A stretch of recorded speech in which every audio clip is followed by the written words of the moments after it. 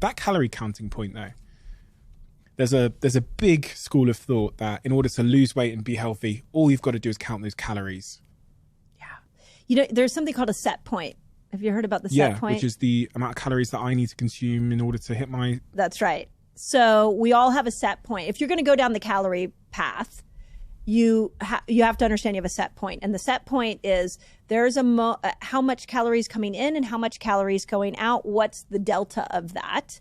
And that will keep you at whatever weight you want to be. So let's use an example. You eat 1,500 calories a day. You exercise 500. You have a delta of 1,000. So if you want to keep your weight where it's at, you always have to do 1,000 calories every single day. Yeah. Okay, well, what happens on the days you decide not to work out? So now you have 500 extra calories that your body's not used to. And so what does it do with those calories? It stores it.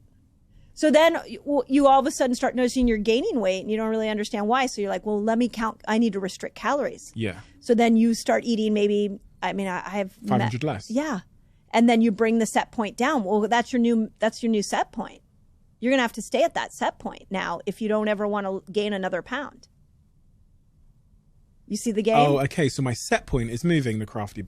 It moves because as you restrict and as food restriction goes down and energy output goes up, your set point goes down. And now you're like, I feel great. But you can't leave from that set point. You're going to always have to make sure that set point is 1,000 calories or 800 calories. So I was told, this is the school of thought, that I have to have, for me as a male that has my weight, 2,000 calories a day. And then if I'm under 2,000 calories a day, then I'll lose weight. That's what I was told. Yeah.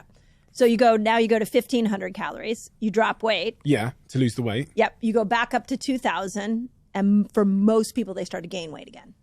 Because my set point has moved. Yeah. So now it's 1,500 yeah. to maintain my weight. Yeah.